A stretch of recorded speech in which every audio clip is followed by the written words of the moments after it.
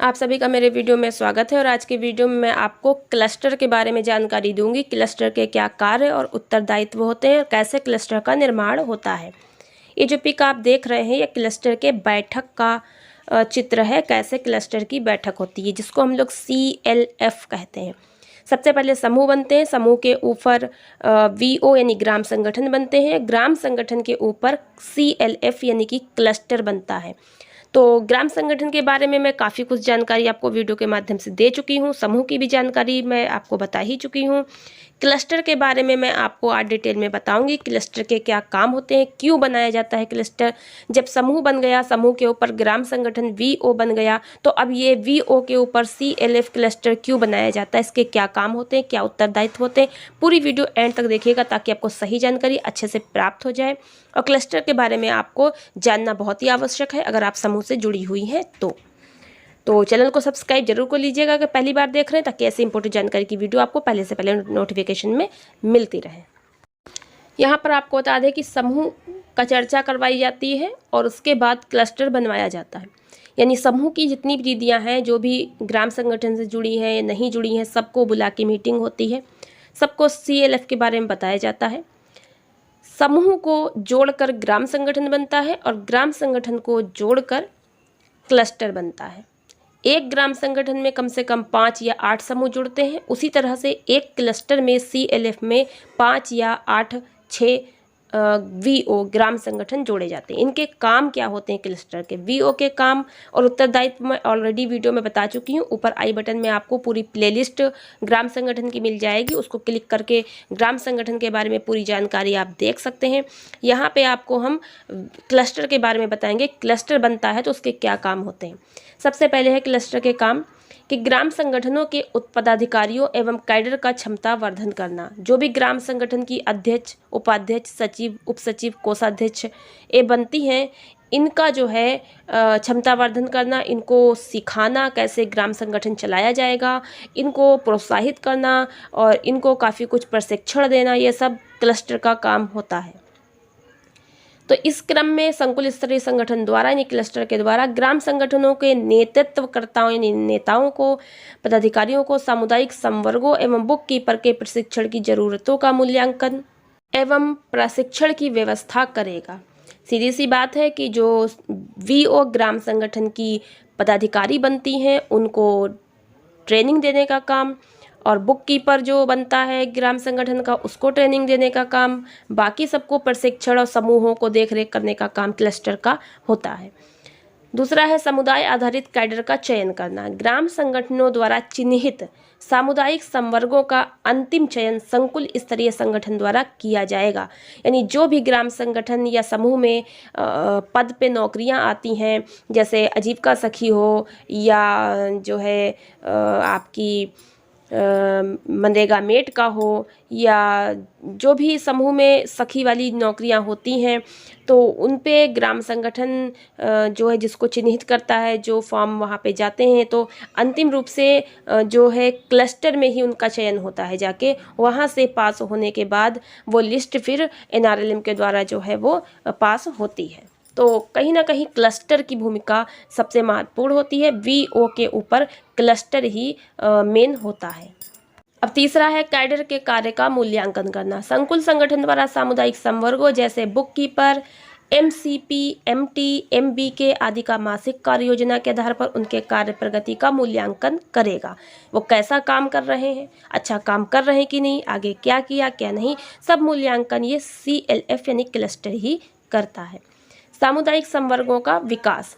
संकुल संगठन सामुदायिक संवर्गों के चयन एवं उन्मुखीकरण के पश्चात उनके विकास के लिए प्रशिक्षण एवं क्षेत्र भ्रमण अपने या दूसरे विकासखंड जिला में आयोजन करेगा। इस तरह संकुल संगठन स्तर पर विभिन्न प्रकार के सामुदायिक संवर्गों का विकास होगा। यानी कि संकुल संगठन जो है, क्लस्टर जो है, वो जो है सबका प्रशिक्षण का भी काम देखता है, ट्रेनिंग भी दिलवाता है, और भ्रमण के लिए भी जिले पर, जिले से बाहर और जगह भी आयोजन करता है, ले जाता है। और ये सारे काम जो है क्लस्टर के होते हैं। कुल मिला के क्लस्टर सबसे प्रमुख है और समूह के लिए जो भी योजनाएं क्रियान्वयन का कार्य है वो सब क्लस्टर से प्रमुख रूप से किया जाता है। ग्राम संगठनों के गुणवत्ता कार्यों का मूल्यांकन, यानी ग्राम संगठन संकुल संगठन द्वारा ग्राम संगठनों के कार्यों का मूल्यांकन भी संकुल संगठन यानी CLF ही करता है। निर्धारित गुणवत्ता सूचकों के आधार पर करेगा। गुणवत्ता सूचकों के अच्छे कार्य करने वाले ग्राम संगठन नजदीक के ग्राम संगठन के लिए संसाधन ग्राम संगठन के रूप में कार्य करेंगे। तो अगर क्लस्टर देखता है कि कोई ग्राम संगठन अच्छा काम कर रहा है, बढ़िया चल रहा है, तो वो ग्राम संगठन को ये भी कार्य देता है कि वो नए बने हुए ग्राम संगठन को भी ट्रेनिंग दे। नए जो ग्राम संगठन है उनको सिखाए कि कैसे ग्राम संगठन चलना होता है। तो काफ़ी कुछ क्लस्टर का यहाँ सबसे मेन काम होता है। जो ग्राम संगठन है वो क्लस्टर के अंडर में काम करता है, क्लस्टर ग्राम संगठन के ऊपर होता है। अब अगला है स्व सहायता समूहों एवं ग्राम संगठनों का क्षेत्र भ्रमण। संकुल संगठन ये क्लस्टर स्वयं सहायता समूह एवं ग्राम संगठन के लिए क्षेत्र भ्रमण का आयोजन अपने क्षेत्र में करेगा। क्षेत्र भ्रमण के दौरान समूह एवं ग्राम संगठन अपने कार्य प्रणाली, उपलब्धि, अनुभवों का आदान प्रदान करेंगे और एक दूसरे से सीखेंगे। यानी क्लस्टर का काम होता है कि ग्राम संगठन और समूहों को अपने यहाँ मीटिंग पर बुलाए, एक दूसरे की चर्चा करवाए, कौन समूह ने अच्छा काम किया है, एक दूसरे से अपने अनुभव साझा करें, ये सब भी करवाता है। अगला है सामुदायिक निवेश निधि का प्रबंधन, यानी क्लस्टर ही ग्राम संगठन को CIF का पैसा देता है, यानी कि सामुदायिक निवेश निधि का पैसा देता है, और वही ग्राम संगठन फिर वही सामुदायिक निवेश निधि को समूहों को देता है, फिर समूह अपने दीदियों को देते हैं। तो आजीविका सुदृढ़ीकरण हेतु समूह अपना MCP ग्राम संगठन को जमा करेगा। ग्राम संगठन की बैठक में समूहों के MCP पर चर्चा होगी एवं स्वीकृति के पश्चात ग्राम संगठन ऋण आवेदन के साथ संकुल संगठन में जमा करेगी और संकुल संगठन MCP का अवलोकन कर प्राथमिकता एवं ग्राम संगठन के ऋण वापसी रिकॉर्ड के आधार पर ऋण राशि का चेक प्रदान करेगी। यानी कि जो CIF का पैसा 1,10,000 होता है, जब समूह जो है उसका यूज़ करने के बाद ब्याज सहित ग्राम संगठन को वापस कर देगा। फिर ग्राम संगठन CLF संकुल स्तरीय संघ यानी क्लस्टर को दे देगा। फिर क्लस्टर से दोबारा से अगर समूह को लेना होगा तो वो ग्राम संगठन से समूह मांगेगा, फिर ग्राम संगठन तभी तो क्लस्टर से मांगेगा। तो क्लस्टर देखेगा कि आप सही काम कर रहे हैं, अच्छा कर रहे हैं, आपने समय पर ऋण वापस किया था, हाँ इनको देना चाहिए। तो ये सब प्रक्रिया जो है चलती है। अगला है विभिन्न सरकारी योजनाओं के साथ जुड़ाव। संकुल संगठन पंचायत, विकास खंड, जिला कार्यालय से समन्वय स्थापित कर योग्य सदस्यों को सरकार के विभिन्न योजनाओं से जोड़ने का प्रयास करेगा। तत्पश्चात संकुल संगठन नियमित फॉलोअप कर सदस्यों को योजनाओं का लाभ सुनिश्चित कराने का प्रयास करेगा। यानी कि आपके ग्राम पंचायत में किसी प्रकार की कोई योजना आती है, कोई लाभ आता है सरकार का, या कोई प्रकार की नौकरी आती है विकास खंड में आपके ब्लॉक पर, तो संकुल संगठन CLF ही ग्राम संगठन को सूचित करता है, समूहों को सूचित करता है और उस पर आवेदन करवाता है, उनको लाभ दिलवाता है। यानी आप तक क्लस्टर से ही जानकारी प्राप्त होती है। क्लस्टर हमारे लिए बहुत ही प्रमुख भूमिका निभाता है समूहों के लिए। अगला है समूहों एवं ग्राम संगठनों का बैंकों से जुड़ाव। संकुल संगठन संबंधित बैंक शाखाओं के से समन्वय एवं तालमेल स्थापित करेगा एवं समूहों को बैंक से जुड़ाव, खाता खोलना एवं क्रेडिट लिंकेज में आने वाली बाधाओं को दूर करने का प्रयास करेगा। सामुदायिक खरीद बिक्री, ग्राम संगठन एवं समूहों को कृषि सामग्री, उपकरणों एवं अन्य वस्तुओं के क्रय करने में मदद करने हेतु बाजार से तालमेल का जुड़ाव करेगा। तो ग्राम संगठन जो है अकेले कुछ नहीं कर पाता। ग्राम संगठन समूहों को तभी लाभ दे पाएगा जब ग्राम संगठन को क्लस्टर से लाभ मिलेगा। क्लस्टर जो है वो ग्राम संगठन को भी देखता है और समूहों को भी देखता है। तो कुल मिला के सबसे नीचे समूह, उसके ऊपर ग्राम संगठन, उसके ऊपर हमारा क्लस्टर होता है। क्लस्टर में लाभ आता है तभी उसको ग्राम संगठन को मिलता है, फिर ग्राम संगठन से समूहों को मिलता है। इस प्रकार से एक चेन बनी हुई है। ग्राम संगठन एवं स्वसहायता समूहों की का ग्रेडिंग एवं अंकेक्षण।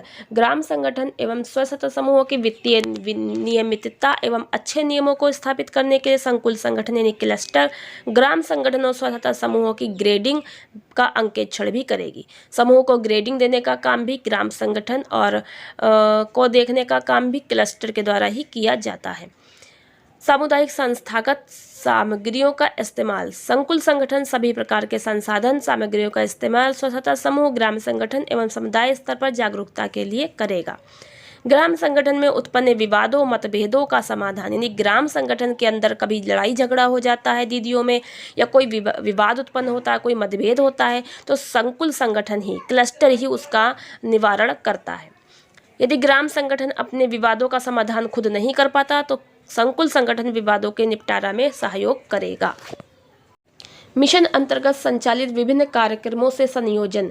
मिशन द्वारा विभिन्न प्रकार के कार्यक्रमों एवं गतिविधियों का क्रियान्वयन किया जाता है। उसमें समुदाय का संयोजन करना, जैसे बेरोजगार युवक युवतियों का आरसेटी एवं DDUG KY से जुड़ाव, माइक्रो क्या है यहाँ पे माइक्रो इंश्योरेंस, मनरेगा से जुड़ाव, कृषि विधि एवं अन्य आजीविका गतिविधियाँ। यानी कि समूह की महिलाएं, ग्राम संगठन की महिलाओं को अगर कहीं से भी प्रशिक्षण दिलाना हो और किसी प्रकार का कोई आजीविका का साधन उपलब्ध कराना हो, रोजगार से जुड़वाना हो, ये सारे जो कार्यक्रम और योजनाएं, जो भी फॉर्म्स भरने होते हैं, सब क्लस्टर में होते हैं। क्लस्टर में IPRP होती है, क्लस्टर पे IPRP होती है, BRP होते हैं, ये सब काम करते हैं। क्लस्टर का भी अपना BK होता है जिसको MBK कहते हैं, तो वहाँ पे भी काम होता है। क्लस्टर में भी ग्राम संगठन की तरह 3 तरह होते हैं श्रेणी, जैसे कि ग्राम संगठन में आपका आम सभा, कार्यकारिणी समिति और पदाधिकारी होते हैं, ठीक वैसे ही आपके क्लस्टर में भी होते हैं। अब यहाँ पे देख सकते हैं संकुल स्तरीय संघ का गठन या निर्माण कैसे होता है। एक संकुल स्तरीय संघ, जिसको हम क्लस्टर कहते हैं, CLF कहते हैं, तो उसका निर्माण यानी गठन कैसे होता है हम पहले बता चुके हैं कि 5 या 8 या 6 जो भी ग्राम संगठन मिलकर एक संकुल संगठन बनाते हैं। निर्माण हेतु प्रारंभ बिंदु। संकुल क्षेत्र में संकुल संगठन के निर्माण के लिए ग्राम संगठन को निम्न मानदंड पूरा करना चाहिए। कम से कम एक संकुल क्षेत्र में 5 से 10 ग्राम संगठन का निर्माण हो चुका हो। कम से कम 5 ग्राम संगठन हो और अधिक से अधिक 10 ग्राम संगठन, 5 से 10 तक मिलकर एक संकुल संगठन बना सकते हैं। ऐसे ग्राम संगठन जिसमें कम से कम 5 से 10 समूहों ने सदस्यता ग्रहण कर लिया हो। कहने का मतलब है कि जहाँ जिस गांव में कम से कम 5 या 10 ऐसे समूह जो अच्छे से चल रहे थे, 6 माह पुराने थे, पंचसूत्र का पालन कर रहे थे, उनको जोड़कर एक ग्राम संगठन 6 महीने बाद बन गया। अब जब वो ग्राम संगठन भी अच्छे से चल रहा है, आसपास के गांव के भी ग्राम संगठन अच्छे से चल रहे हैं, एक गांव में एक से ज़्यादा ग्राम संगठन भी हो सकते हैं। ये 10 समूह से ज़्यादा समूह गांव में है तो एक ही गांव में 2 या 3 ग्राम संगठन भी बन सकते हैं। अन्यथा आसपास के गांव के भी ग्राम संगठन होते हैं, तो कम से कम 5 या 10 ग्राम संगठन, 5 से 10 तक, 5, 6, 7, 8 जो भी जोड़कर एक क्लस्टर बना दिया जाता है। तो अब आप समझ सकते हैं कि जो है इस तरह से ग्राम संगठन और क्लस्टर का निर्माण होता है। अधिक जानकारी के लिए ऊपर आई बटन में लिंक है, वहाँ से क्लिक करके क्लस्टर कैसे बनता है, कौन कौन इसमें होती हैं दीदियाँ, अच्छे से आप समझ सकते हैं, तो क्लिक करके ज़रूर देख लीजिए। नीचे डिस्क्रिप्शन में भी मैं लिंक डाल दूँगी। यहाँ पे आप देख सकते हैं स्वतंत्र समूह ने संकुल संगठन की अवधारणा का प्रशिक्षण प्राप्त कर लिया हो, समूहों को जो है संकुल संगठन के बारे में जानकारी दे दी गई हो और फिर पूरा उनको बताया जाए। यहाँ पे एक छोटा सा ग्राफ बना के मतलब ये दिखाया है कि सबसे पहले जो बीच में छोटा सा 0 है, ये पदाधिकारी हैं, यानी कि अध्यक्ष, सचिव, कोषाध्यक्ष, सब संकुल संगठन के। और फिर उससे बड़ा जो गोला है इसमें दिखाया है कार्यकारिणी समिति है, और सबसे बड़ा गोला जो है सामान्य सभा है। सबसे बड़ा गोला क्यों बनाया गया? क्योंकि इसमें ढेर सारे महिलाएं होती हैं समूह की, चूँकि ग्राम संगठन यहाँ पे कई सारे जुड़े होते हैं तो उसमें ढेर सारी दीदियाँ भी होती हैं। फिर उन्हीं दीदियों में से कार्यकारिणी समिति चुनी जाती है, उसमें थोड़ी दीदियाँ आती हैं। फिर उन थोड़ी दीदियों में से 5 पदाधिकारी चुने जाते हैं, तो वो छोटा गोला। अब यहाँ पे आप देख सकते हैं कि आम सभा होती, जनरल बॉडी, जो बड़ा वाला गोला है, और उसके बाद ग्राम संगठनों के पदाधिकारियों को मिलाकर आम सभा बनाते हैं। यानी जितने भी ग्राम संगठन होते हैं 5, 6, 7, 8, उसकी जो अध्यक्ष, सचिव, कोषाध्यक्ष, उपाध्यक्ष, उप सचिव होती, इन्हीं को जोड़कर आम सभा बनती है। और अध्यक्ष, सचिव, कोषाध्यक्ष ही आम सभा के सदस्य होते हैं। और फिर इसी में से कार्यकारिणी समिति चुनी जाती है। तो ग्राम संगठन के 2-2 चयनित प्रतिनिधियों, अध्यक्ष, सचिव को मिलाकर संकुल संगठन की कार्यकारिणी समिति का गठन किया जाता है। और फिर इस कार्यकारिणी समिति में से 5 दीदियों को निकालकर पदाधिकारी, ऑफिस बेरर बनाते हैं, जिसमें कार्यकारिणी समिति के समस्त सदस्यों में से 5 सदस्यों को अध्यक्ष, उपाध्यक्ष, सचिव, सहसचिव, कोषाध्यक्ष के रूप में चयनित करते हैं, जो संकुल संगठन का संचालन करते हैं। मैं पीछे वीडियो में बता चुकी हूँ कि ऊपर आई बटन में लिंक है, वहाँ से आप क्लिक करके संकुल स्तरीय संगठन का गठन और निर्माण कैसे होता है पूरी डिटेल में अच्छे से समझाकर मैंने वीडियो में बताया है, वो वीडियो आप जरूर देखिएगा। तो वीडियो पूरा देखने का बहुत बहुत धन्यवाद। मिलते हैं नेक्स्ट वीडियो में नई जानकारी के साथ।